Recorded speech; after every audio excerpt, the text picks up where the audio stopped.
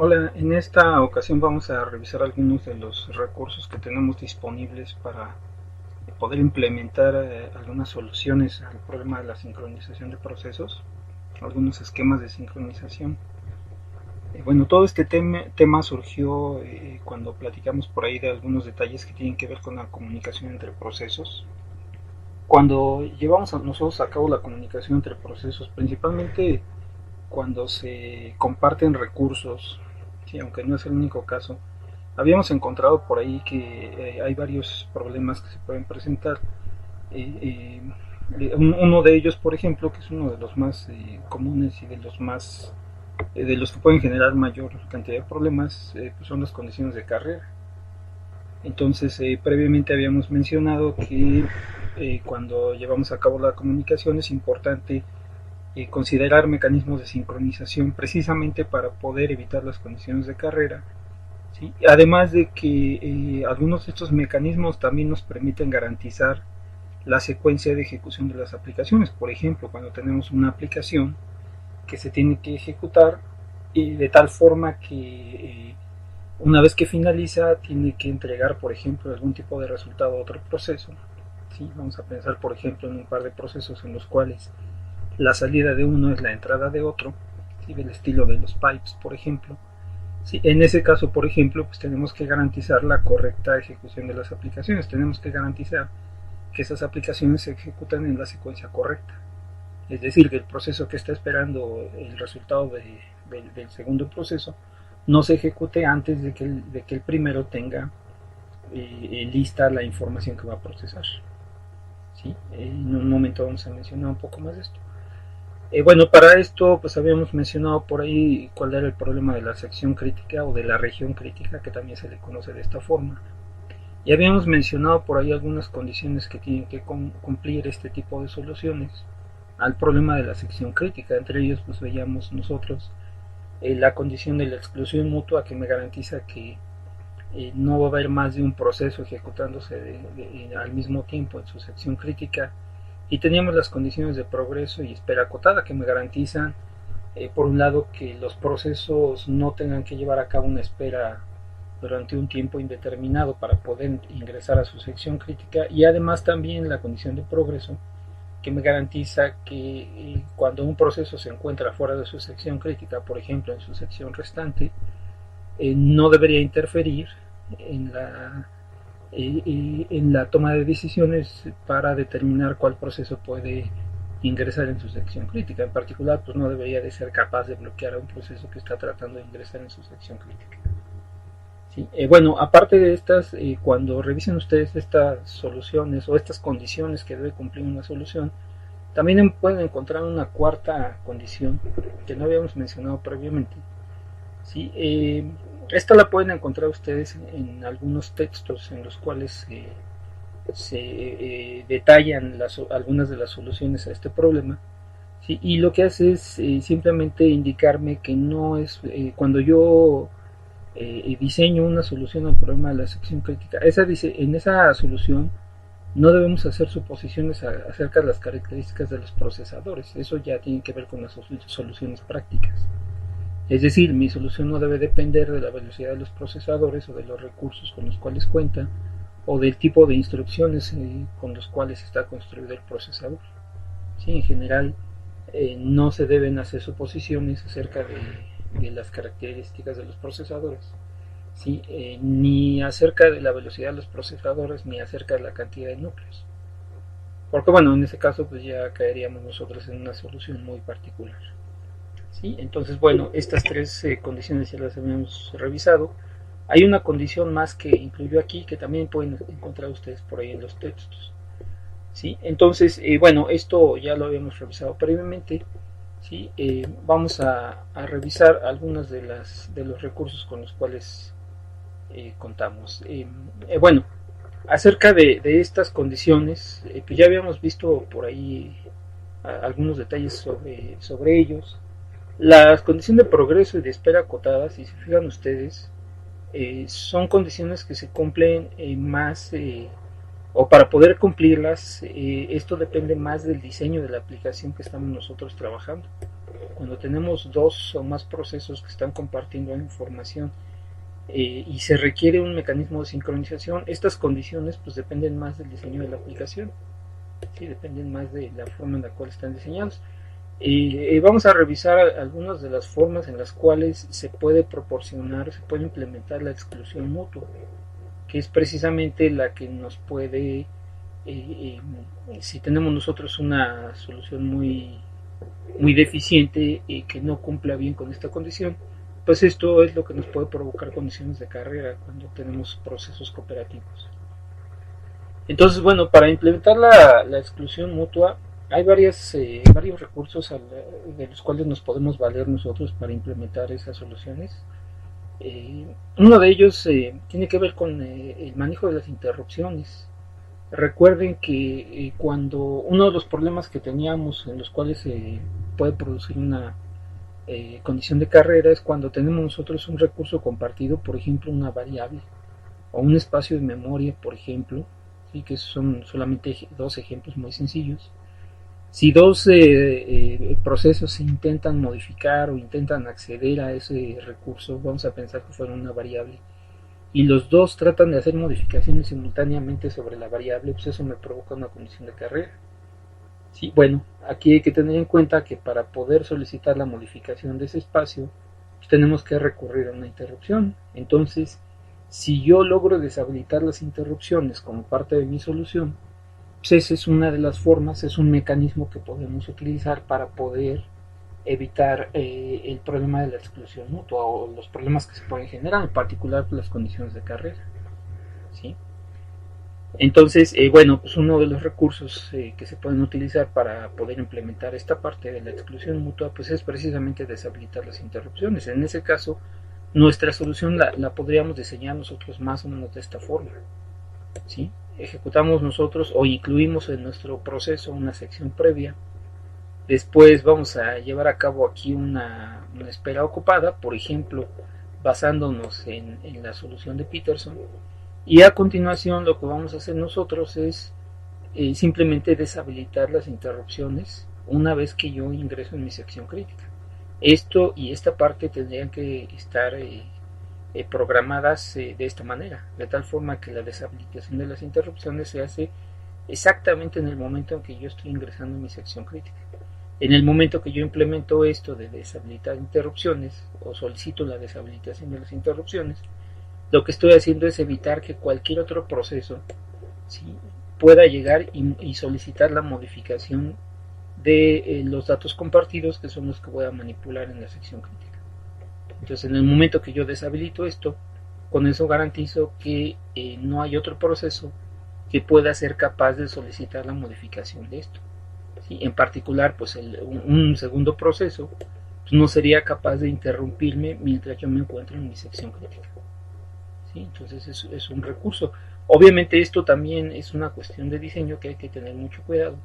Cuando nosotros trabajamos con una solución de este tipo, pues hay que asegurarnos de que una vez que ingresamos en la sección crítica después de haber pasado por la espera ocupada, deshabilitamos las interrupciones, ejecutamos la sección crítica e inmediatamente después de haber finalizado la sección crítica, pues tenemos que habilitar las interrupciones, porque si no, si mi solución estuviera mal diseñada y yo omito esta parte, ¿sí?, en caso de que el sistema operativo me permita hacerlo, ¿sí?, si omito yo habilitar las interrupciones, a partir de este punto estoy yo comenzando a generar un problema en el sistema operativo, ¿sí?, porque ya hay muchos procesos, en particular procesos de usuario, que ya no podrían solicitar interrupciones. Entonces, pues ya no van a tener acceso a las llamadas o ya no van a poder solicitar servicios a través de las llamadas. Entonces, aquí, bueno, pues hay que tener cuidado nada más con esto. Esta es una solución que, bueno, depende mucho del diseño del sistema operativo. Puede ser que el sistema operativo no me lo permita. En caso de que me lo permita, el correcto funcionamiento de este mecanismo sí depende totalmente del programador. Entonces, bueno, pues esto implica un riesgo para el sistema operativo, permitir al programador hacer uso de esta solución. Por esa razón es que esta es una solución que, si bien todavía es posible utilizarla, cada vez se está dejando de utilizar más, cada vez está cayendo más en desuso, precisamente por el problema que me puede provocar esta parte de aquí.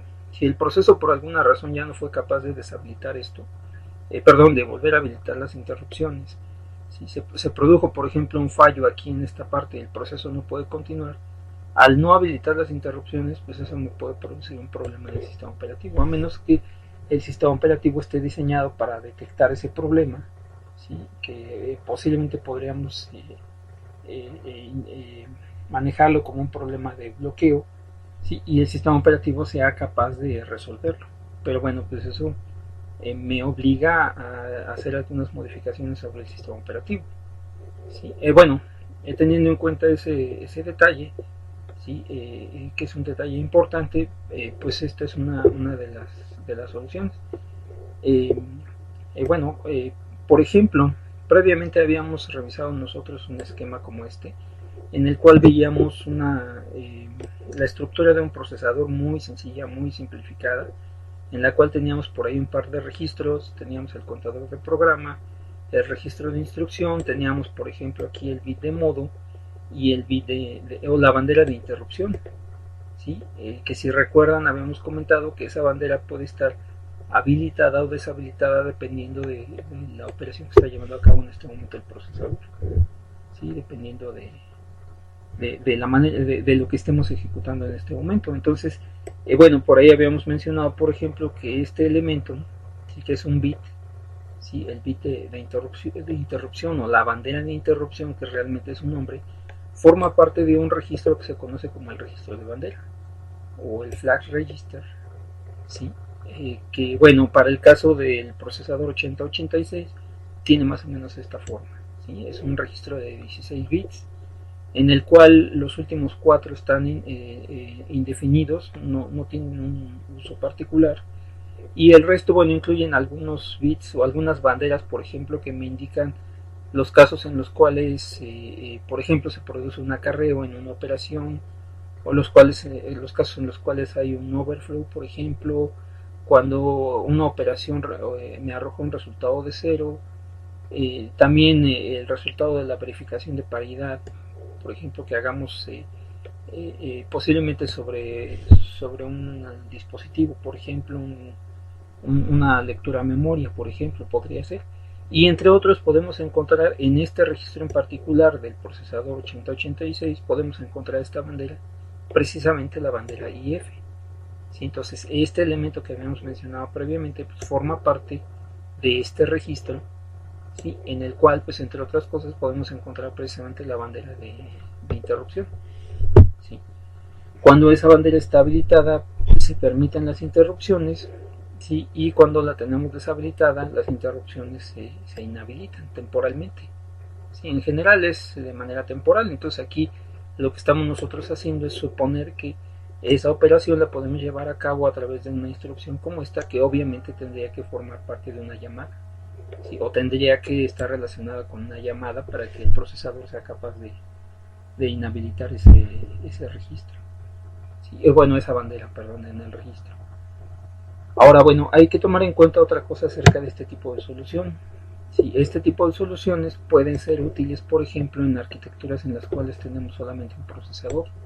Al inhabilitar las interrupciones, yo lo que estoy haciendo es, como solamente tenemos un procesador, estoy evitando que cualquier otro proceso sea capaz de llevar a cabo una petición o una instrucción con la cual pueda tratar de manipular la misma información que estoy yo trabajando en la sección crítica, ¿sí? Eso me puede resolver el problema de la exclusión mutua. Pero ¿qué pasa, por ejemplo, en el caso de las arquitecturas multiprocesador? Como cada uno de los procesadores tiene su propio registro de banderas, cada uno de ellos tiene su propia bandera de interrupción. Si yo inhabilito la bandera de interrupción en el procesador en el cual se está ejecutando esta rutina, en el cual estoy ejecutando este proceso, pues eso me garantiza la exclusión mutua, pero solamente para aquellos procesos que se estén ejecutando en el mismo procesador, ¿sí? A menos que sea yo capaz de inhabilitar la bandera de interrupción del resto de los procesadores, ¿sí? Que puede ser una solución. pero aquí hay que ver si es conveniente porque puede ser una solución bastante costosa, porque para poder llevar a cabo esta operación, pues yo debería ser capaz de deshabilitar esa bandera de interrupción en todos los procesadores de mi computador, ¿sí? Si no, bueno, si yo deshabilito esa bandera únicamente en el procesador donde se está ejecutando esta rutina, pues los procesos que se encuentren en otros procesadores ejecutándose van a poder tener acceso a las interrupciones, ¿sí? Y es muy probable que puedan ser capaces de modificar la misma información que estoy yo manipulando en mi sección crítica. Y eso pues me puede generar condiciones de carrera, ¿sí? Entonces, bueno, pues este es uno de los mecanismos. Sí, puede ser bastante bueno en arquitecturas de un procesador, salvo el detalle que mencionábamos aquí, ¿sí? Que tiene que ver con el diseño de la aplicación. Si yo no vuelvo a habilitar las interrupciones, voy a tener un problema. Pero en arquitecturas multiprocesador puede ser una solución bastante complicada, incluso puede ser una solución un poco ineficiente, porque para poder garantizar la exclusión mutua, si yo deshabilito las interrupciones en todos los procesadores, puedo causar por ahí un problema de performance, ¿sí? Pero bueno, en principio pues puede ser una solución, ¿sí? Bueno, hay algunos otros tipos de soluciones que están basadas en el uso de algo que se conoce como locks o candados, ¿sí? Que no es otra cosa más que un tipo de variable que utilizamos para controlar el acceso a un recurso, ¿sí? Por ejemplo, aquí vamos a suponer que tenemos estos dos procesos que tratan de acceder a este recurso, ¿sí? Un recurso compartido entre los dos. Entonces, la manera en la que funciona en este ejemplo en particular es la siguiente. Un proceso lo que va a hacer es intentar primero bloquear este candado. ¿Qué quiere decir bloquear? Vamos a suponer que esta es una variable de tipo entero. Si la variable está en cero, quiere decir que está deshabilitada, es decir, en este momento nadie está haciendo uso del recurso.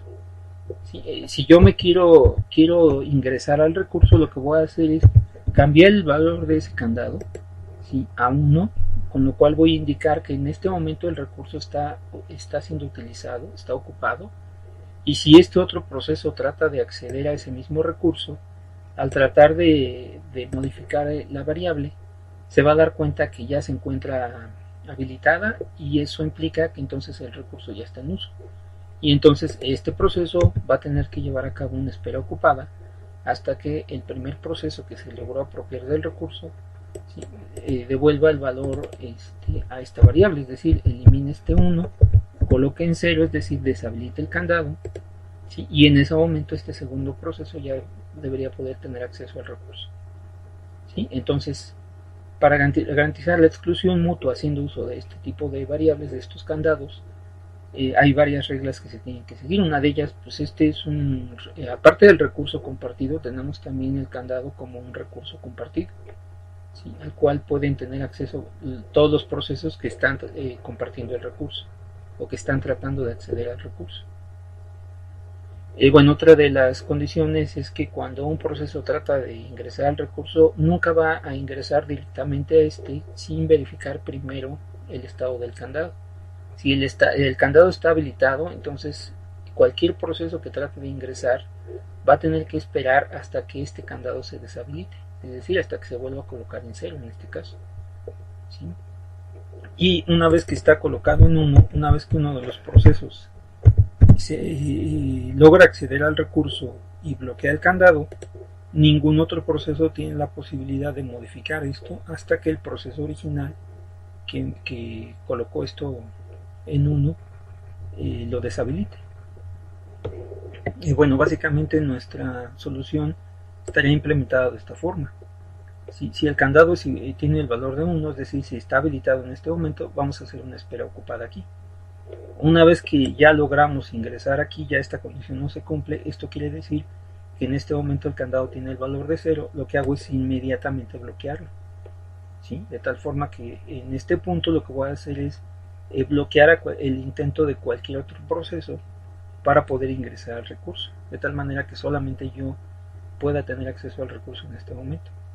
inmediatamente llevo a cabo mi sección crítica y finalmente lo que hago es liberar el candado, ¿sí? Entonces ese es un mecanismo que se utiliza para implementar algunas otras soluciones aparte de la que mencionamos de inhabilitar las interrupciones, ¿sí?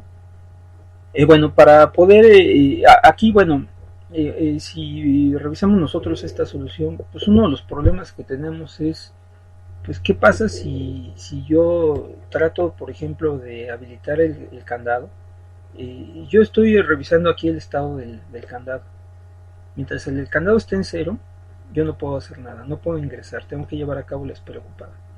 En el momento que yo ya detecté que ese candado tiene un valor de cero, si ya logré pasar esta parte, ¿sí? ¿Qué pasa si mi proceso se interrumpe mientras yo estoy intentando llevar a cabo esta operación?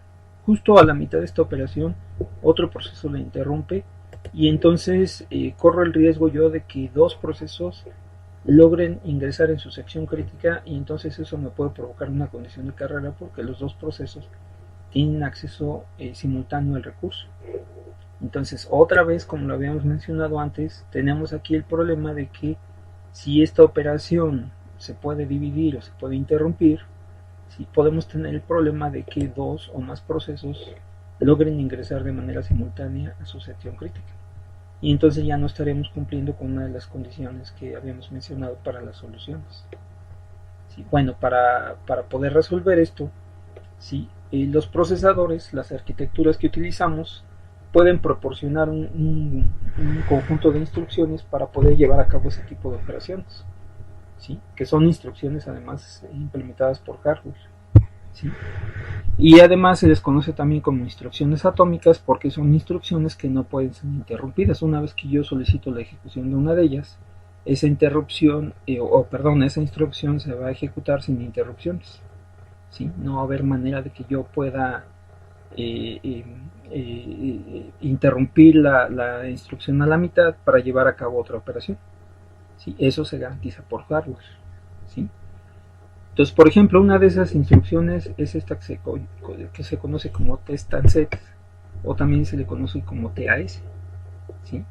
Esa instrucción está implementada de la siguiente forma: va a trabajar con una variable de tipo booleana, ¿sí? Y lo que hace primero es, lo que va a hacer es almacenar el valor que le estoy pasando yo en esta variable, ¿sí? Almacena el valor previo, ¿sí?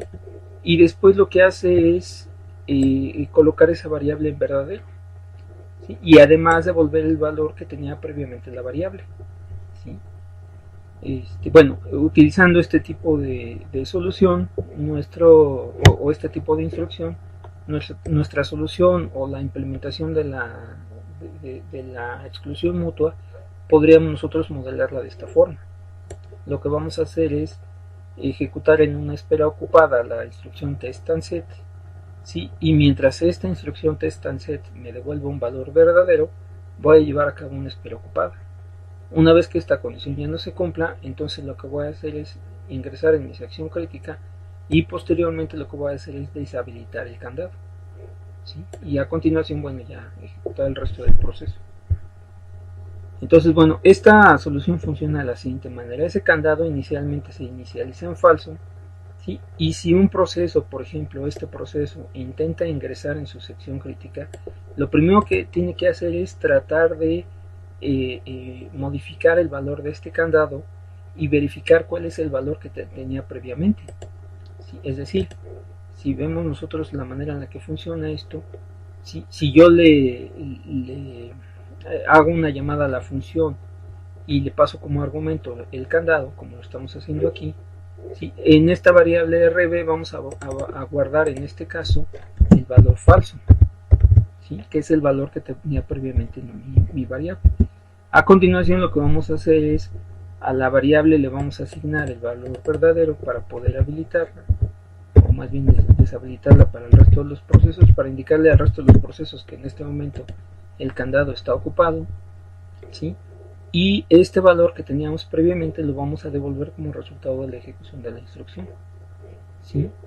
Si el candado estaba deshabilitado, es decir, el valor anterior que tenía era falso, si yo lo cambio a verdadero aquí y devuelvo este valor, si se fijan, en este caso esta condición ya no se cumple y entonces eso me indica que puedo ingresar en mi sección crítica.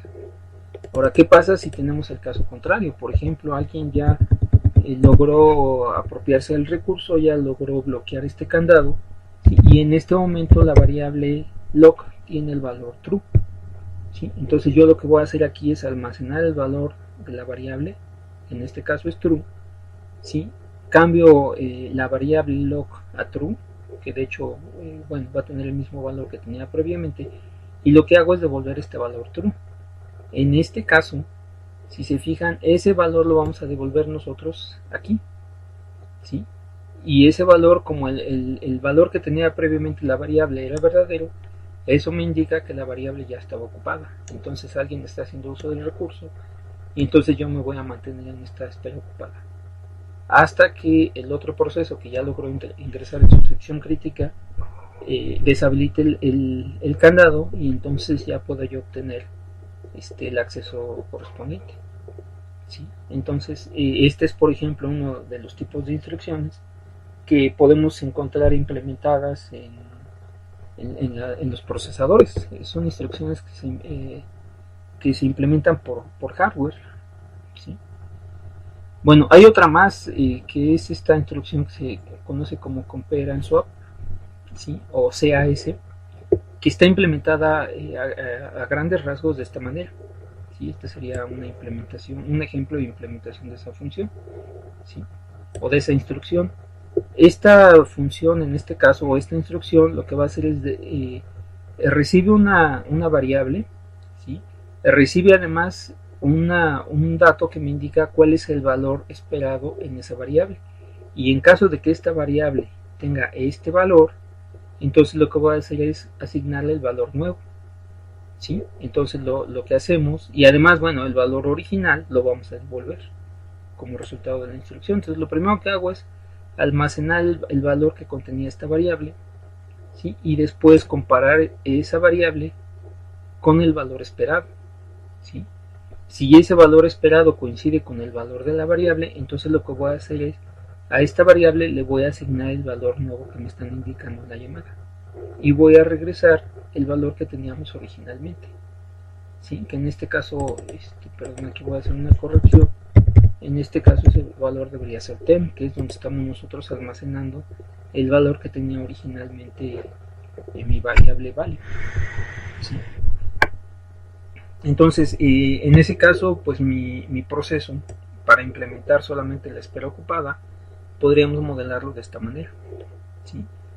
Yo voy a hacer aquí una espera ocupada haciendo una llamada a la función CAS, Compare and Swap, ¿sí? Y le voy a pasar el candado. Y aquí lo que le estoy diciendo es, en caso de que el candado tenga el valor 0, lo que vamos a hacer es intercambiarlo por 1, ¿sí?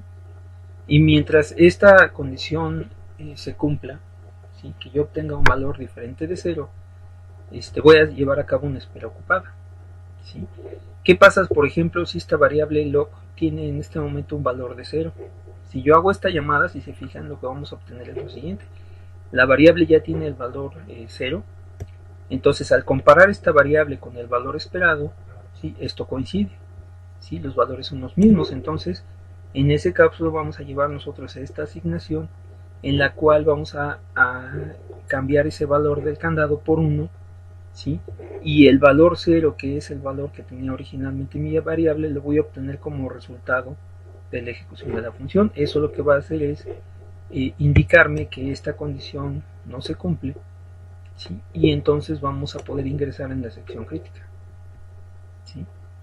Entonces, una vez que ingresamos en la sección crítica, entonces llevamos a cabo las operaciones necesarias y una vez que finalizamos, lo que hacemos es cambiar el valor del candado a 1, perdón, a 0, deshabilitamos el candado, ¿sí? ¿Qué pasa, por ejemplo, si ya un proceso logró modificar esa variable y en este momento el lock tiene un valor de 1? ¿Sí? Bueno, al hacer yo esta llamada a mi función, a esta instrucción de hardware, estoy pidiéndole a la función que compare el valor de lock con 0, ¿sí? Y en este caso, bueno, si se fijan, los valores no coinciden. Entonces, este cambio de valor no se va a llevar a cabo y vamos a devolver el valor 1 como resultado de la ejecución de la instrucción. ¿Sí? En ese caso, pues esta condición se cumple, ¿sí? Porque el valor que estamos recibiendo como resultado de la instrucción es diferente de 0, ¿sí? Lo cual me indica que en este momento el candado está habilitado, es decir, no puedo tener acceso al recurso. ¿Sí? Entonces, bueno, este es otro tipo de instrucción que podemos encontrar, por ejemplo, en algunas arquitecturas, ¿sí? de la misma forma que el test answer que mencionábamos por acá. ¿Sí? Y estas dos son instrucciones que se deben o se implementan por hardware y se conocen como instrucciones atómicas porque son instrucciones que no se pueden interrumpir. Una vez que se comienza a ejecutar esta instrucción, el procesador está obligado a finalizarla antes de poder atender cualquier interrupción que se vaya producido. ¿Sí? Bueno, nada más como ejemplo, en el conjunto de instrucciones del procesador 8086 podemos encontrar una instrucción que se conoce como XCHG, ¿sí? Que precisamente me permite intercambiar los valores, ya sea entre registros. Por ejemplo, aquí tenemos algunos muy sencillos. Este, por ejemplo, es un caso en el cual podemos intercambiar los valores de dos registros de 16 bits. De la misma forma, la instrucción me permite intercambiar dos valores de 8 bits o dos valores de 32 bits. Y de la misma manera me permite intercambiar valores entre espacios de memoria y registros. ¿Sí? Y precisamente es un caso, un ejemplo de instrucción que podemos utilizar nosotros para poder llevar a cabo ese intercambio de valores, como lo que estamos haciendo nosotros aquí en el ejemplo, ¿sí? En esta instrucción. Bueno, es un ejemplo de teórico, ¿sí? Teóricamente así es como está descrita la instrucción. En la práctica podemos encontrar varios tipos de funciones implementados en los procesadores, con las cuales se pueden llevar a cabo precisamente ese tipo de operaciones. Por ejemplo, para el caso de los procesadores Intel y AMD, en versiones recientes podemos encontrar instrucciones como estas, CMPX CHG, ¿sí? Que quiere decir Compare and Exchange, comparar e intercambiar, ¿sí? Para registros de 8, 16, 32 hasta 64 bits, por ejemplo. ¿Sí? Entonces, bueno, eso en la práctica así es como lo podemos encontrar. ¿Sí? Teóricamente, pues estas funciones están descritas de esta manera. ¿Sí? Hay esta función que trabaja con valores numéricos, con valores enteros, y esta otra que trabaja con valores booleanos. Entonces, ese tipo de instrucciones podemos nosotros utilizarlas para poder implementar precisamente las soluciones al problema de la sección crítica, en particular lo que tiene que ver con la exclusión mutua. Si se fijan, al ser capaz yo de poder intercambiar los valores de una variable, por ejemplo, ¿sí? De manera atómica, sin interrupciones, puedo resolver el problema de las condiciones de carrera. ¿Sí? Bueno, eso porque, bueno, lo que puedo hacer yo es lograr que un proceso sea capaz de modificar esta variable sin que otro proceso pueda interferir en esa modificación. ¿Sí? Entonces, si logro que este proceso sea capaz de ejecutar o de llevar a cabo el intercambio de valores en esta variable de manera atómica utilizando una de estas instrucciones, con eso puedo evitar que otro proceso sea capaz de llevar a cabo esa misma modificación al mismo tiempo, de tal manera que los dos logren ingresar en su sección crítica. Entonces, al poder evitar eso con este tipo de instrucciones, podemos resolver el problema de las condiciones de carrera, podemos evitar las condiciones de carrera y resolver o poder implementar la exclusión mutua. ¿Sí? Bueno, algunos otros mecanismos incluyen, por ejemplo, que aparece aquí, las variables atómicas, que no es otra cosa más que un tipo de dato. ¿Sí? Generalmente se manejan como tipos de datos abstractos, es decir, tenemos un tipo de dato con un conjunto de métodos o de rutinas o funciones que me permiten acceder y manipular cada uno de esos datos. ¿Sí? Ese tipo de variables o ese tipo de datos atómicos generalmente se implementan haciendo uso precisamente de instrucciones de hardware. ¿Sí? Entonces, por ejemplo, En el caso de C++ podemos encontrar este tipo de dato, atomic flag, ¿sí? Que es un tipo de dato que cuenta con algunas rutinas, ¿sí? Con las cuales podemos nosotros habilitar o deshabilitar esa bandera. Funciona tal cual como una bandera, como el log que mencionamos hace un momento, ¿sí?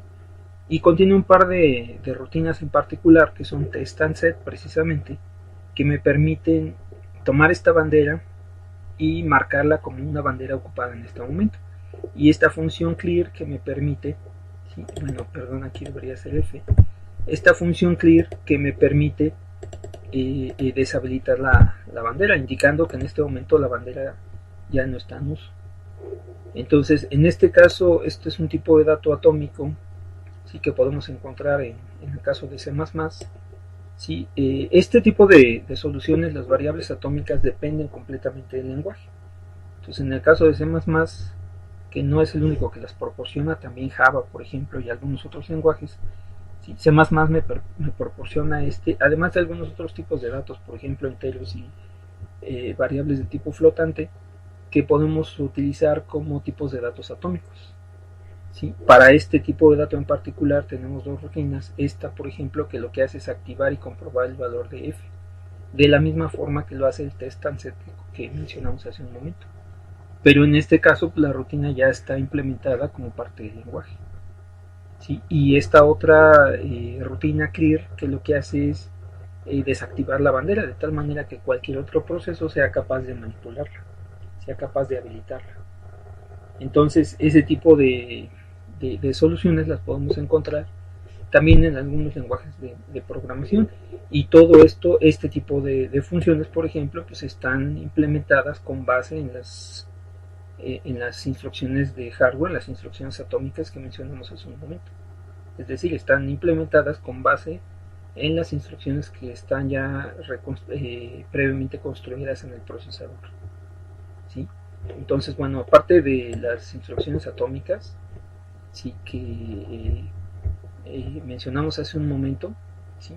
Este tipo de instrucciones hay que tener en cuenta que no siempre las podemos utilizar de manera directa. Por ejemplo, aquí pues, estamos haciendo uso de ellas a través de ensamblador. Esto es ensamblador, ¿sí? Como ya lo habrán notado. Entonces, muchas de esas instrucciones las podemos nosotros acceder a través de bibliotecas o a través de alguna implementación. Por ejemplo, en este caso, pues esta es una implementación que podemos encontrar en algunos lenguajes, como por ejemplo el caso de C++ o de Java, por mencionar solamente algunos. ¿Sí? Entonces, pues también el manejo de ese candado que mencionamos para garantizar la exclusión mutua, podríamos hacerlo a través de uno de estos datos atómicos. ¿Sí? Simplemente utilizando un lenguaje que lo soporte. No todos los lenguajes lo soportan. ¿Sí? Bueno, hay algunos otros mecanismos de software, ¿sí? Algunos otros mecanismos o recursos que podemos nosotros utilizar para poder proporcionar o para poder implementar la exclusión mutua, aparte de los de hardware que mencionábamos hace rato. ¿Sí? Podemos tener algunos que están implementados por software, es decir, a través de bibliotecas. ¿Sí? Uno de ellos pues, son los mutets. En el caso de los mutets, lo que vamos a hacer nosotros es utilizar una variable booleana de tipo log, ¿sí? Y generalmente tenemos nosotros un par de métodos para poder manipular esa variable. En este caso, esa variable booleana, ¿sí? Va a ser el candado que nos va a permitir acceder al recurso compartido y además bloquear el acceso para el resto de los procesos. ¿Sí? Y la manipulación de ese log, es decir, modificar el candado para poder acceder al recurso y después deshabilitar ese candado para que cualquier otro proceso pueda tener acceso, lo hacemos a través de este tipo de métodos y a través de estas dos rutinas. Una de ellas se conoce como acquire, ¿sí? Que lo que hace es precisamente bloquear el candado. ¿Sí? Este candado, como les decía hace un momento, es una variable de tipo booleana, ¿sí? Es un booleano, ¿sí? Y generalmente se inicializa con el valor true, lo cual indica que en este momento está disponible. ¿Sí? En caso de que el candado esté disponible, esta función acquire me da la posibilidad de deshabilitarlo de tal forma que cualquier otro proceso que trate de ingresar tenga que llevar a cabo una espera ocupada. Y de hecho, en el caso de los mutets, ¿sí?, la espera ocupada ya se implementa como parte de la biblioteca, como parte de la función acquire. ¿Sí? Yo lo que hago es hacer una llamada a esta rutina, ¿sí?, y esta rutina lo que va a hacer es verificar precisamente si en este momento el candado está deshabilitado. Entonces hacemos una espera ocupada hasta que el candado esté habilitado, es decir, hasta que tenga el valor true. Inmediatamente lo que voy a hacer es bloquearlo. Con eso voy a permitir que el proceso que está haciendo la llamada a esta rutina sea capaz de ingresar al recurso compartido. ¿Sí? Entonces simplemente lo que hacemos, inicializamos el candado en verdadero. Verdadero me indica que en este momento puedo tener acceso al recurso, y cuando tiene un valor de falso, en ese caso tengo que suponer que otro proceso ya ingresó a su sección crítica, está en este momento manipulando el recurso, entonces yo tengo que esperar. ¿Sí? Y la otra rutina que tenemos para manejo de los mutets pues es release, que lo que hace es simplemente volver a colocar la variable el candado en true, indicando que en este momento está disponible para cualquier otro proceso. Bueno, haciendo uso de ese tipo de mecanismo de los mutets, pues en ese caso mi proceso, para garantizar la exclusión mutua, podría yo implementar mi proceso de esta manera. ¿Sí? Simplemente lo que hacemos es, previamente se definió el candado, ¿sí?, se declaró el candado, ¿sí?, y lo que hago en este momento es simplemente tratar de apropiarme de ese candado. Una vez que lo logre, si se fijan aquí ya no necesito indicar una espera ocupada, la espera ocupada se va a hacer dentro de la misma función. ¿Sí? Una vez que logro apropiarme del candado, entonces ejecuto mi sección crítica e inmediatamente después libero el candado y continúo con el resto de mi proceso. ¿Sí? Esto, bueno, pues está implementado a través de bibliotecas. ¿Sí? Entonces, bueno, podemos encontrar bibliotecas para manejo de mutets prácticamente en cualquier lenguaje. Bueno, lenguajes que estén diseñados para poder manejar procesos cooperativos, por ejemplo. ¿Sí? Bueno, otro de los mecanismos de software muy comunes que podemos encontrar son los semáforos, que también son un mecanismo de software, es decir, también están implementados a través de bibliotecas. ¿Sí? A diferencia de los semáforos de los mutets, en el caso de los semáforos en general, utilizamos nosotros variables de tipo entero para poder manejar el candado. ¿Sí? Es decir, cada vez que declaro yo un semáforo, entre otras cosas, pues estoy solicitando la creación de un entero que va a ser el que me indique, dependiendo de su valor, si tengo o no tengo acceso a los recursos compartidos. Sí, bueno, además hay dos tipos de semáforos: los semáforos binarios, en los cuales tenemos nosotros una variable de tipo entero que solamente puede tomar los valores 1 y 0. ¿Sí? Eso, bueno, con base en la implementación, la forma en la cual están implementados, solamente pueden tomar valores 1 o 0. ¿Sí? Entonces, y para este tipo de variables, para este tipo de datos, para estos semáforos binarios, tenemos implementadas dos rutinas que teóricamente se conocen como wait y signal. Wait lo que hace es verifica cuál es el valor que tiene en este momento el semáforo. Para esto lo que vamos a hacer es lo siguiente: en el caso de un semáforo binario, si el semáforo tiene en este momento el valor de 1, eso indica que el semáforo está disponible. ¿Sí? Y puedo yo acceder al recurso que está protegiendo ese semáforo. ¿Sí? Y para poder garantizar la exclusión mutua, yo lo que tengo que hacer es tomar ese semáforo y cambiarlo a 0. En el caso de que tenga el valor de 0, cualquier proceso que trate de ingresar al recurso, primero tiene que revisar el semáforo, ¿sí?, previo a tratar de hacer las modificaciones o tratar de acceder al recurso. Primero revisa el semáforo, y si este ya tiene un valor de 0, entonces tiene que llevar a cabo una espera ocupada, ¿sí?, hasta que el proceso que se apropió del recurso lo coloque nuevamente en 1. Por esa razón es que podemos ver, por ejemplo, que Signal lo que hace es simplemente toma el semáforo y lo incrementa, ¿sí?, para que vuelva a tomar nuevamente el valor de 1. Entonces solamente puede manejar dos valores, 0 y 1. ¿Sí? Entonces, bueno, la función wait, de la misma forma que en el caso de los mutets, si se fijan, esta es una implementación muy parecida al caso de los mutets, pero en este caso usando un dato de tipo entero. lo que hacemos es, si el proceso tiene un valor menor o igual a 0, si piensen en qué caso sería, en qué caso se podría tener esta variable con un valor negativo. ¿Sí? Si tiene un valor igual a 0 o menor, entonces hacemos una espera ocupada, porque quiere decir que algún otro proceso ya logró bloquear el semáforo, y entonces en este momento está accediendo al recurso compartido.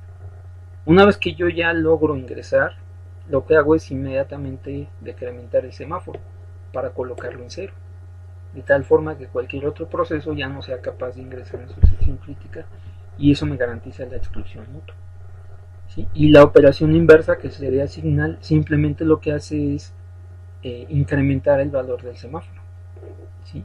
Y en ese caso mi proceso lo tendría yo que modelar de esta manera. Primero pues hacemos una llamada a la función wait, ¿sí? A la rutina wait, le pasamos nosotros el semáforo, ¿sí? Y una vez que ya logramos ingresar, una vez que ya esta función regresó, ¿sí? Recuerden, si es necesario llevar a cabo una espera ocupada, esa se lleva a cabo dentro de la misma función del semáforo, dentro de la misma función wait, ¿sí? Una vez que ya logramos ingresar y ya deshabilitamos el semáforo, ingresamos a la sección crítica, y en el momento que salimos es importante volver a habilitar ese semáforo, ¿sí? Volver a colocarlo en 1 para que cualquier otro proceso sea capaz de ingresar en su sección crítica. Entonces aquí el diseño de mi aplicación sería más o menos de esta forma, ¿sí? Que es muy sencillo. Esto, al igual que el caso de los mutex, recuerden que se proporciona a través de bibliotecas. Bueno, el otro caso es el de los semáforos contadores. En este caso las funciones wait y signal son exactamente las mismas. La única diferencia aquí que tenemos es respecto a los valores que puede tomar el semáforo. En este caso el semáforo es válido que tome un valor mayor a 1, ¿sí? O que tome el valor, puede tomar el valor 0, puede tomar un valor mayor que 1 e incluso puede tomar valores negativos. Sí, nuevamente piensen cuál sería la utilidad de que el semáforo pudiera tener un valor negativo. ¿Para qué me serviría eso? ¿Sí? Bueno, en este caso, ¿qué utilidad tiene un semáforo, ¿sí? Que puede tener un valor mayor a 1? ¿Sí? Ese tipo de semáforos se conocen como semáforos contadores.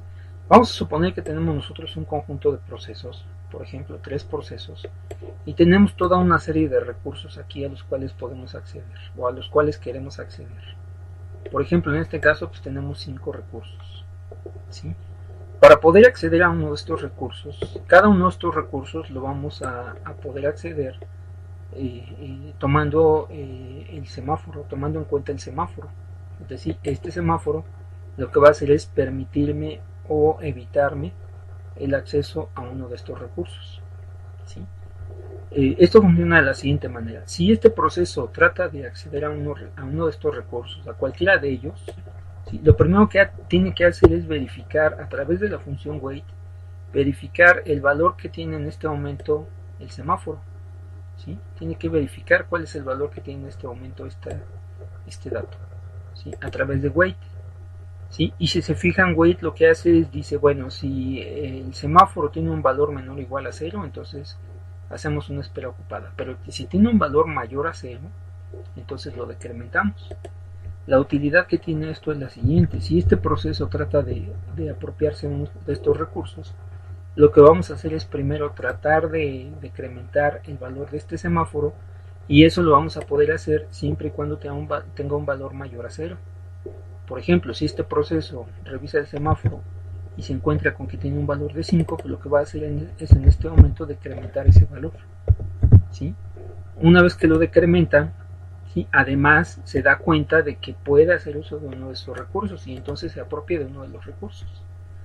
El proceso B lo que va a hacer a continuación es, de la misma forma, va a tratar de decrementar el valor del semáforo, ¿sí? Y en caso de que lo logre, como en este caso en el cual tenemos nosotros el semáforo con un valor mayor a 0, ¿sí? Entonces lo que hace es decrementarlo, ¿sí? Y con eso se garantiza el acceso a otro de los recursos. Recuerden, en este caso tenemos toda una serie de recursos a los cuales pueden acceder nuestros procesos, ¿sí? Y lo mismo va a ser el proceso C. En el momento que trata de acceder a un recurso, primero decrementa el valor del semáforo en caso de que tenga un valor mayor a cero, y a continuación con eso ya puede tener acceso a uno de los recursos. ¿Sí? Y en este caso tenemos nosotros tres procesos haciendo uso de tres de los recursos. ¿Qué pasa en el caso en el cual vamos a suponer que tenemos aquí un proceso diferente? ¿Sí? Por ejemplo, tenemos el proceso X, por ejemplo. ¿Sí? Y ese proceso, ya estos recursos ya están ocupados, todos ellos. ¿Sí? Y este proceso trata de ingresar. En ese caso, si ya todos los recursos están registrados, están habilitados, o están más bien utilizados, están siendo asignados ya a un proceso, entonces ya no tengo recursos, este semáforo va a tener un valor de 0 o menor que 0. ¿Sí? En ese caso, si se fijan, el proceso X va a tener que llevar a cabo una espera ocupada hasta que uno de estos procesos desocupe uno de los recursos. Por ejemplo, en el momento en el que el proceso A libera este recurso, una de las cosas que tiene que hacer es incrementar el valor del semáforo, y en ese caso le indica a cualquier proceso que esté a la espera, le indica que en este momento ya hay un recurso que puede utilizar. ¿Sí? Y en ese caso entonces este proceso, después de llevar a cabo una espera ocupada, una vez que el proceso A libera el recurso 0, en ese momento este proceso ya puede decrementar el semáforo, ¿sí? Y en ese momento ya puede hacer uso del recurso 0, ¿sí? El recurso que teníamos por aquí, ¿sí? Entonces, en este caso, en los semáforos contadores lo que hacen es permitirnos controlar el acceso a toda una serie de recursos. Un ejemplo de esto, bueno, piensen por ejemplo en el caso de un servidor web, ¿sí? Que creo que por ahí han estado trabajando ustedes con algo de esto. Un servidor web lo podemos configurar para que pueda aceptar una serie, una cantidad máxima de conexiones simultáneas, de tal forma que cada vez que un cliente nuevo solicita una conexión, y primero verificamos cuántas conexiones tenemos ya disponibles, cuántas conexiones tenemos ya ocupadas. Si por ejemplo mi servidor web permitiera un máximo de 10 conexiones, ¿sí? Podríamos nosotros controlar eso a través de un semáforo. En el momento que un cliente solicita el acceso al servidor web, ¿sí? A los recursos con los que cuenta el servidor web, primero verificamos a través del semáforo si todavía hay conexiones disponibles. Si ya no hay conexiones disponibles, pues en ese caso podemos indicarle al cliente que en este momento no es posible atender su solicitud. Por ejemplo, puede ser un caso como ese. No es el único, también los semáforos contadores se pueden utilizar para controlar el acceso en general a un conjunto de recursos, sobre todo cuando tenemos recursos iguales, como podría ser por ejemplo lectores de CD, por ejemplo, o podría ser por ejemplo cuando establecemos un límite máximo, por ejemplo para ejecución de procesos o alguna operación de ese tipo. Entonces los semáforos contadores en este caso se conocen así porque lo que hacen es llevar el conteo, llevar una cuenta para este conjunto de recursos de cuántos recursos tenemos todavía disponibles. ¿Sí? De tal forma que si un proceso trata de ingresar a uno de esos recursos, pues primero se tiene que verificar si todavía hay disponibles. Si ya no hay disponibles, entonces el proceso nuevo, el proceso que está tratando de acceder al recurso, va a tener que llevar a cabo una espera ocupada, la cual se implementa dentro de la misma llamada wait. ¿Sí? Y bueno, aparte de eso, tanto los semáforos contadores como los binarios, las rutinas que utilizan son exactamente las mismas. ¿Sí? La rutina wait y la rutina signal. Y bueno, recuerden que estos son los nombres que se le asignan en la especificación teórica de los semáforos y de los mutets. ¿Sí? En la práctica, el nombre de estas operaciones depende más bien de la biblioteca que estamos utilizando. ¿Sí? Entonces el nombre puede variar un poco, pero la implementación pues es la misma. ¿Sí? Bueno, aparte de esto, por ahí mencionábamos que al principio que este tipo de mecanismos es necesario implementarlos cuando tenemos que evitar las condiciones de carrera, por ejemplo, cuando tenemos un conjunto de procesos cooperativos, pero también es importante contar con ellas porque nos permiten determinar la secuencia correcta en la cual se tienen que ejecutar las aplicaciones cuando una de las aplicaciones depende de otra. Por ejemplo, en este caso, si vamos a suponer que tenemos dos procesos, el proceso 800 y el proceso 915, y vamos a revisar la forma en la cual están construidos. Bueno, si se fijan, este proceso, ¿sí?, lo que hacemos para poder llevar a cabo la sincronización de los procesos y de poder garantizar la ejecución correcta, la secuencia correcta de estos procesos, vamos a utilizar nosotros un semáforo. Ese semáforo lo vamos a inicializar en cero, es decir, lo vamos a declarar e inmediatamente lo vamos a colocar como deshabilitado, ¿sí? ¿Qué pasa, por ejemplo, si el primer proceso que se ejecuta es el proceso 800? ¿Sí? Bueno, si se fijan, este proceso lo que va a hacer es tratar de apropiarse del semáforo, pero como el semáforo desde el inicio lo colocamos como deshabilitado, entonces este proceso va a ser una espera ocupada hasta que alguien habilite el semáforo, ¿sí? Entonces este proceso va a ser una espera aquí, y una vez que esa espera termine, entonces lleva a cabo la ejecución de su rutina, ¿sí? Y el otro proceso que tenemos aquí está construido está construido al revés.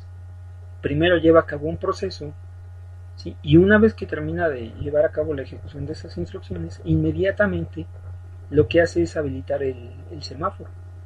Entonces, si los dos procesos dependen del mismo semáforo, como en este caso, la forma en la cual los estamos diseñando permite que este proceso se ejecute siempre después de que se ejecute el proceso 915, nunca antes, porque va a depender de que el proceso 915 habilite el semáforo antes de poder llevar a cabo la ejecución de sus instrucciones. Entonces, por ejemplo, ese tipo de mecanismos, ese tipo de recursos, los podemos utilizar también para diseñar aplicaciones de tal manera que una de las aplicaciones tenga que esperar forzosamente la ejecución de otra para poder llevar a cabo sus instrucciones, ¿sí? Entonces, en este caso, por ejemplo, aunque este proceso se construyó o se creó primero, ¿sí?, no se va a poder ejecutar hasta que el otro proceso sea capaz de habilitar el semáforo, ¿sí?, de liberar el semáforo, ¿sí?, y eso se va a conseguir hasta que este proceso termine de llevar a cabo la ejecución de sus rutinas. Una vez que termina, habilita el semáforo y en ese momento este proceso ya puede continuar. Por ejemplo, esto podemos nosotros utilizarlo para implementar dos procesos de tal manera que la salida de uno, por ejemplo, los resultados obtenidos por uno, ¿sí?, sean utilizados por el segundo proceso.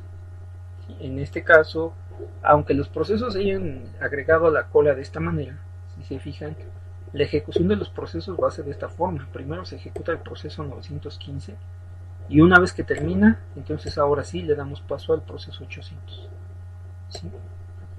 Entonces, bueno, también nos pueden servir ese tipo de mecanismos para poder garantizar la secuencia de ejecución de estas aplicaciones, para poder garantizar que cuando un proceso depende de otro, ¿sí?, este proceso no se ejecute hasta que el anterior haya finalizado, ¿sí? Bueno, ahora hay que tener en cuenta que como el diseño de estas aplicaciones depende completamente del programador, ¿sí?, podemos nosotros llegar a tener situaciones como esta. Por ejemplo, ¿qué pasa si yo mi aplicación la diseño de esta forma? ¿Sí? Por alguna razón, a lo mejor por error, la diseño de esta manera, de tal manera que el semáforo primero lo que hago es incrementarlo y después llevar a cabo la espera ocupada. ¿Sí? Ejecuto primero signal y después wait. Si se fijan, si este fuera un semáforo contador y en este momento ese semáforo tuviera el valor de 1, ¿sí?, en el momento que yo hago este signal, ¿sí?, este semáforo, ¿sí?, lo que vamos a hacer es colocarlo con un valor de 2, ¿sí?, en lugar de tener un valor de 0, ¿sí?, y en el momento que el segundo proceso intenta apropiarse del semáforo, en este caso lo va a lograr, ¿sí?, a pesar de que ya este proceso no debería de tener acceso a los recursos. Entonces, En este caso, por ejemplo, si se tratara de un semáforo contador, pues aquí le estamos dando acceso a nosotros a este proceso, a un recurso que en realidad ya no tenemos, porque este proceso debía haber colocado este semáforo en cero. ¿Sí? Entonces, y bueno, si se tratara de un semáforo binario, ¿sí? Como de todos modos el valor del semáforo que tenemos es de tipo entero, ¿sí? Pues aquí, por ejemplo, podríamos tener el problema de que los dos procesos están accediendo a su sección crítica y están modificando de manera simultánea el recurso compartido. Y pues eso nos puede generar una colisión de carrera. ¿Sí? Entonces, bueno, pues eso es algo que tiene que ver completamente con el diseño de las aplicaciones, pero también tiene que ver un poco con la forma en la cual, con el tipo de recurso que estamos utilizando. ¿Sí? Por ejemplo, si estamos haciendo uso de semáforos, pues en la revisión o garantizar la ejecución correcta de estas instrucciones depende completamente del programador. Bueno, para poder resolver esto, pues existe otro mecanismo de software que se conoce como monitor.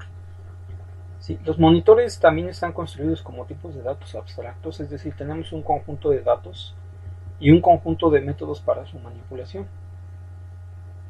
Pero en este caso los monitores están construidos de tal manera que no podemos tener nosotros y dos procesos activos al mismo tiempo en el mismo monitor.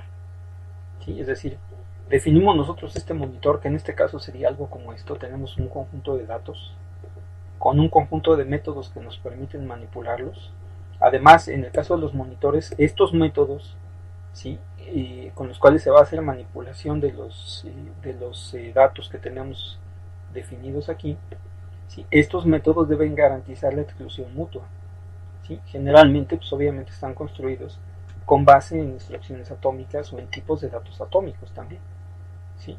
Entonces aquí podemos tener tipos de datos atómicos y estas rutinas con las cuales manipulamos esos datos, ¿sí? Pueden estar construidas, generalmente están construidas con instrucciones atómicas.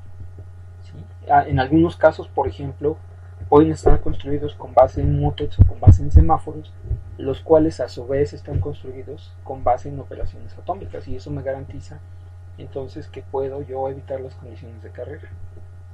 ¿Sí? Entonces aquí una de las condiciones que se sigue, ¿sí? Es que cuando tenemos dos procesos haciendo uso del mismo monitor, no pueden ejecutar los dos de manera simultánea uno de estos métodos. ¿Sí? Si un proceso solicita la ejecución de un método en un monitor, ese método primero tiene que verificar si hay otro proceso en ejecución en este momento. Sí, eso, bueno, es un tipo de construcción que se proporciona a través del lenguaje de programación. Solamente hay ciertos lenguajes que los proporcionan, entre ellos, por ejemplo, está C++ y Java. No son los únicos, hay otros más que también los habilitan o los proporcionan.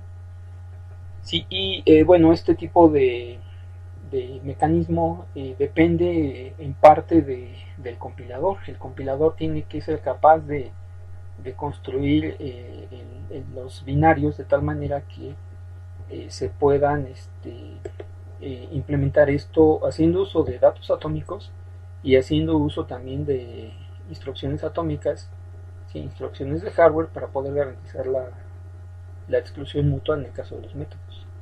¿Sí? Entonces depende de el lenguaje es una construcción del lenguaje de programación, ¿sí? Y depende del compilador, ¿sí? Que es quien finalmente implementa la exclusión mutua. Eso se hace pues, haciendo uso de operaciones atómicas, entre otras cosas. ¿Sí? Para poder implementar los semáforos, los monitores, perdón, es muy común hacer uso de mutex o de semáforos binarios, ¿sí? Que es un mecanismo que me permite garantizar la exclusión mutua. La diferencia que hay entre estos es que el mismo monitor se encarga de garantizar, ¿sí? Es decir, tomamos nosotros, por ejemplo, la implementación de los semáforos o de los mutex y lo que hacemos es implementar un conjunto de rutinas que me garanticen la exclusión mutua. ¿Sí? Es decir, en este caso lo que hacemos, si en lugar de utilizar semáforos aquí utilizáramos un monitor, al tratar de llevar a cabo esta operación, esta debería ser capaz de identificar que hay otro proceso en este momento que ya está en ejecución, ¿sí? Y por lo tanto esta rutina no debería de permitírsele ingresar en su sección crítica. Así que eso es algo que se le agrega adicional, entre otras cosas, es algo adicional que se agrega, ¿sí? Para el caso de los monitores, ¿sí? Precisamente para evitar estos problemas de diseño, ¿sí? O para poder resolver los problemas que tenemos con un diseño de ese tipo. ¿Sí? Y bueno, la implementación, les decía, pues depende del lenguaje de programación. Por ejemplo, podríamos tener una implementación muy sencilla aquí. Esta podría ser un ejemplo muy simple, muy simplificado de un monitor con el cual vamos a garantizar o vamos a controlar el acceso a un recurso. Y para eso pues vamos a utilizar nosotros una variable de tipo booleano, ¿sí? Y vamos a utilizar un tipo de dato, ¿sí? Que cuenta con un par de rutinas. Esto pues, obviamente podría ser una clase, por ejemplo, ¿sí? Una instancia de una clase. Y tenemos, por ejemplo, aquí nuestra función acquire, con la cual vamos a bloquear el monitor, ¿sí? Y lo primero que hacemos es primero verificar si el monitor en este caso está ocupado. Si está ocupado, pues hacemos una espera aquí, ¿sí? Con base en las funciones que tenemos aquí, que podrían ser estas las funciones de la implementación de semáforos de mi lenguaje de programación, ¿sí? Y una vez que ya pasamos esta espera y el proceso está, el recurso está desocupado, entonces lo que hacemos es marcarlo como ocupado. Además, aquí si se fijan, lo que estamos haciendo nosotros es proporcionar aquí un intervalo de tiempo con el cual podemos llevar a cabo la espera ocupada. Es decir, este monitor en particular, ¿sí? Lo que va a hacer es llevar a cabo una espera ocupada, pero por un intervalo de tiempo limitado. ¿Sí? Si este intervalo de tiempo expira, pues entonces mi semáforo, mi monitor, de alguna manera me tendría que indicar que no fue posible adquirir el recurso. Entonces otra de las características que pueden tener los monitores es que me pueden permitir implementar soluciones en las cuales al llevar a cabo la espera ocupada, tratar de acceder a un recurso, puedo yo tomar una acción en caso de que el recurso no haya sido posible adquirir. ¿Sí? Y tenemos nuestra función release, que lo que hace es simplemente indicar indicar que en este momento el monitor ya no está en uso, simplemente colocando esta variable en falso. ¿Sí?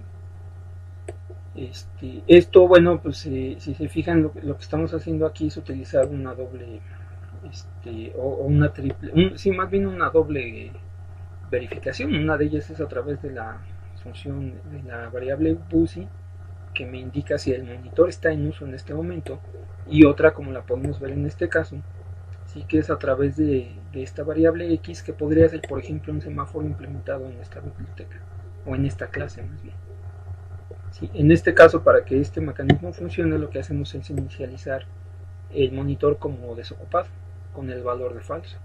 ¿Sí? Y la manera en la cual utilizaríamos ese monitor sería simplemente declarando una variable de tipo monitor, ¿sí? Y tratando de apropiarnos del recurso que tenemos nosotros, ¿sí? Indicando aquí pues, un intervalo de tiempo, ¿sí?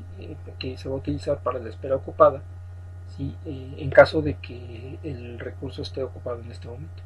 Una vez que ya logramos nosotros apropiarnos o logramos bloquear el monitor, lo que hacemos es llevar a cabo nuestra sección crítica, el acceso al recurso, y después liberamos el recurso.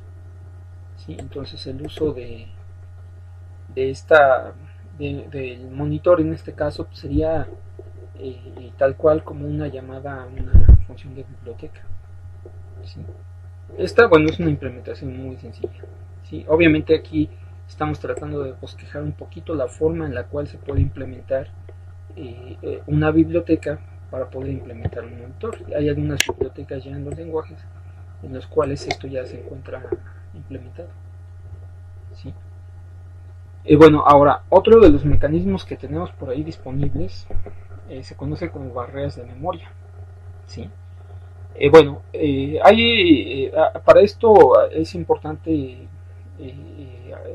indicar o definir por aquí un término que se conoce como modelo de memoria. En este contexto, modelo de memoria, ¿sí? Hace referencia a algunas de las garantías que tenemos nosotros respecto al manejo de la memoria, dependiendo de la arquitectura en la cual nos encontramos, y para eso podemos encontrar dos modelos. Uno que se conoce como fuertemente ordenado, en el cual una modificación en la memoria en un procesador, ¿sí? En el momento que yo hago una modificación en memoria, esa modificación inmediatamente es visible al resto de los procesadores. Recuerden, por ahí ya habíamos mostrado algunos esquemas en los cuales se mostraba la comunicación que existe entre procesadores cuando tenemos una arquitectura multiprocesador. Entonces, cuando yo hago una modificación en la memoria de uno de los procesadores, ¿sí? En caso de que el modelo de memoria que utiliza mi arquitectura sea fuertemente ordenado, ¿sí? Esa modificación inmediatamente es visible para el resto de los procesadores, ¿sí? Y el otro modelo que podemos encontrar, ¿sí? Se conoce como débilmente ordenado. En ese caso, las modificaciones que hacemos en uno de los procesadores, en la memoria de uno de los procesadores, no necesariamente es visible de manera inmediata al resto de los procesadores, ¿sí? Eso, bueno, pues uno de los problemas que nos puede provocar es que, por ejemplo, si nosotros permitimos a nuestro compilador o a través del compilador permitimos el reordenamiento de las instrucciones, nos puede producir algunos resultados inconsistentes en el manejo de nuestras variables, que eso es algo que ya habíamos mencionado por ahí. Bueno, como ejemplos de esto, los modelos de memoria, por ejemplo, los fuertemente ordenados, por ejemplo, los podemos encontrar en el caso de los procesadores de Intel, ¿sí? Por ejemplo, los procesadores de i7 y i5, por ejemplo, manejan este modelo de memoria, y por ejemplo, este modelo débilmente ordenado los podemos encontrar, por ejemplo, en procesadores ARM, ¿sí? Que ese tipo de procesadores están diseñados de tal manera que utilizan este modelo de memoria, ¿sí? Bueno, las barreras de memoria, también conocidas como cercas de memoria, ¿sí? Son instrucciones que me permiten forzar a que los cambios, precisamente cuando se hace uso de este tipo de modelos, por ejemplo, para el caso de este modelo, son instrucciones que me permiten forzar a que cuando yo hago un cambio en la memoria de un procesador, este cambio se propague, ¿sí? O sea visible, ¿sí? Que posiblemente sea más correcto mencionarlo de esa forma, ese cambio sea visible inmediatamente al resto de los procesadores, ¿sí? En el caso de que estemos utilizando hilos, bueno, pues las barreras de memoria me permiten asegurar que cualquier modificación que yo hago en la memoria, ¿sí? Esa modificación sea visible a los hilos del proceso, ¿sí? Independientemente de cuál sea el procesador en el cual se están ejecutando, ¿sí? Cualquier modificación que haga yo en un espacio de memoria, por ejemplo, ¿sí? Para el caso de los hilos, ¿sí? Es importante que esa modificación sea visible inmediatamente para todos los hilos, ¿sí? Porque en caso de que ese sea el mecanismo que estamos usando para intercambiar información entre hilos, que ya por ahí me parece que lo platicaron esto, pues es importante que los hilos puedan inmediatamente visualizar esa modificación, ¿sí? Además, una vez que yo establezco una barrera de memoria, ¿sí? La barrera misma me garantiza que cualquier modificación, ya sea de lectura, ¿sí? o una operación de carga que se le conoce, pensando en el contexto de los registros del procesador, de los componentes del procesador, cualquier operación de carga o de almacenamiento de información que implica lectura o modificación de variables, ¿sí? Se complete antes de llevar a cabo cualquier operación que se encuentre después de la barrera, ¿sí? Esto, bueno, ya habíamos mencionado un caso en el cual podemos tener un problema por el reordenamiento que se lleva a cabo por parte de los compiladores sobre las instrucciones de un proceso, ¿sí? Si recuerdan, por ahí habíamos ya comentado este escenario en el cual tenemos dos hilos, el hilo 0 y el hilo 1, y tenemos un par de datos compartidos, la variable flag y una variable de tipo entero que se llama x. ¿Sí? En este caso mencionábamos nosotros esto, ¿sí? La variable flag está colocada en falso, y este hilo lo que va a hacer es, mientras esa variable sea negativa, o sea falsa, perdón, ¿sí? Va a llevar a cabo una espera ocupada hasta que tenga un valor de verdadero, ¿sí? Inmediatamente después va a llevar a cabo la impresión del valor de la variable x, ¿sí? Y el otro hilo lo que va a hacer es primero asignar un valor a x y después va a habilitar la bandera, ¿sí? Y en el momento que habilita la bandera, en ese momento ya le permite a este proceso continuar con la ejecución de su rutina, que en este caso le permitiría llevar a cabo el print x, ¿sí? Bueno, ¿qué pasa, por ejemplo, si por la forma en la que funciona el compilador, ¿sí? Esas instrucciones se reordenan de tal manera que primero mostramos el valor de x para el caso del hilo 0, ¿sí? Y a continuación hacemos la espera ocupada, ¿sí? Bueno, eso, recuerden, los compiladores por cuestiones de eficiencia en la ejecución de las instrucciones pueden llevar a cabo el reordenamiento de las instrucciones, sobre todo en los casos en los cuales una instrucción no depende de las otras. Por ejemplo, en este caso, esta instrucción que tenemos aquí, ¿sí? Esa sentencia no depende de esta otra función ni de su argumento, en este caso la x. Entonces, como no hay una dependencia entre los dos, el compilador inmediatamente supone que son instrucciones que se pueden reordenar, ¿sí? Y entonces pues el resultado de ese reordenamiento puede ser este, lo cual me puede llevar a una ejecución que no es la esperada, ¿sí? Y lo mismo en el caso del otro proceso, ¿sí? Esto el compilador, como otra vez no hay una dependencia entre la x y el flag, ¿sí? Puede llevar a cabo el reordenamiento de esta forma. Y si se fijan en ese caso, el hilo 0 que debería esperar a que la bandera se habilite para mostrar el valor está haciendo al revés, y esta lo primero que hace es habilitar primero la bandera y después asignarle un valor a la x. Entonces pues aquí tenemos un comportamiento que no es el esperado. Bueno, haciendo uso de memorias de barrera, perdón, de barreras de memoria, podemos evitar precisamente esto, ¿sí? Cuando yo indico por aquí una barrera de memoria, incluyo una barrera de memoria en este tipo de rutinas, ¿sí? Por ejemplo, en este caso, si se fijan, yo estoy colocando aquí mi sentencia, después la barrera de memoria y después el print x. Con esa barrera de memoria lo que estoy haciendo es, entre otras cosas, pues estoy indicando que cualquier asignación, ¿sí? O lectura de una variable que esté antes de la barrera de memoria se tiene que completar antes de continuar con el resto de las instrucciones de mi proceso. Es decir, cualquier operación que se encuentre acá, ¿sí? Simplemente no la podemos pasar a esta parte de aquí, ¿sí? Entonces aquí estamos estableciendo una barrera que, aunque el compilador intente llevar a cabo reordenamiento, pues ese reordenamiento se puede llevar a cabo aquí, ¿sí? Siempre y cuando no haya dependencia entre las instrucciones, o se puede llevar acá, ¿sí? Pero no se pueden reordenar estas instrucciones con las instrucciones que están después de la barrera de memoria, ¿sí? Y eso evita, por ejemplo, en este caso, que esas instrucciones se reordenen como lo mostramos por acá, ¿sí? Entonces es muy simple. Cuando coloco la barrera de memoria, estoy indicando que las instrucciones que están aquí, ¿sí? No se pueden mezclar con las instrucciones que están en la parte de abajo. Si quieren lo podemos ver de esa manera, ¿sí? Y esa barrera de memoria, por ejemplo, la puedo utilizar para implementarla, ¿sí? O para indicarla en el caso de los dos hilos, de tal manera que esta asignación no se lleve a cabo hasta que el resto de las operaciones que estamos indicando acá se hayan completado, ¿sí? Es decir, no podemos nosotros llevar a cabo esta asignación de flag igual a true hasta que esta asignación de x igual a 100 y todas las anteriores que haya ahí se hayan completado, ¿sí? Y esa es, por ejemplo, una forma en la cual podemos nosotros evitar el reordenamiento de las instrucciones, ¿sí? Y bueno, si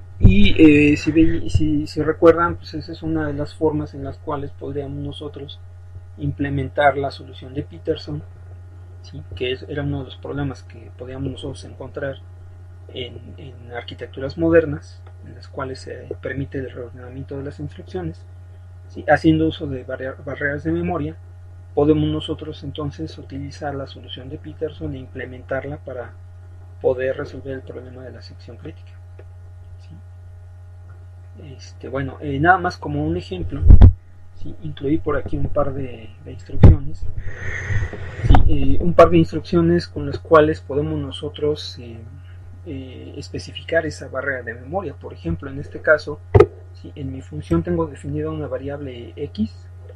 Aquí le asignamos el valor de 0 a la x y después con esta instrucción, ¿sí? Le estamos indicando nosotros a nuestro programa que todas las asignaciones o lecturas que se estén llevando a cabo aquí se tienen que completar antes de pasar a la siguiente parte.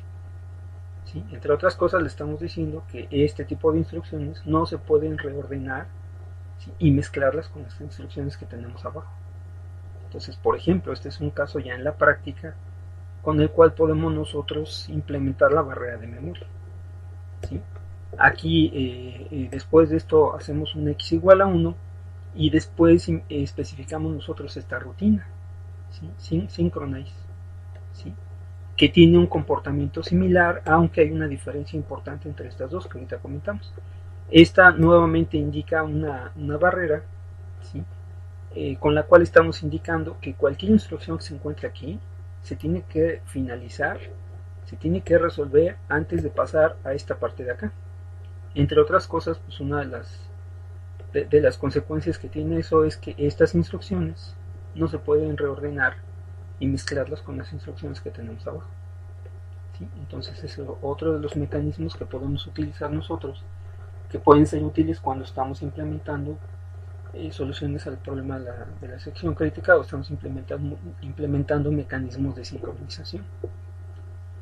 Y bueno, como les decía, hay una diferencia importante entre estas dos. Esta de aquí se conoce como una barrera de software, ¿sí? O se define como una barrera de software, ¿sí? Esta es una función que se resuelve en tiempo de compilador, ¿sí? En el momento que se lleva a cabo la compilación, esta instrucción lo que hace es indicarle al compilador que en caso de que determine llevar a cabo el reordenamiento de las instrucciones, no puede reordenar instrucciones que estén aquí, ¿sí? Y mezclarlas con instrucciones que vienen debajo de la barrera, ¿sí? Eso en tiempo de compilación, ¿sí?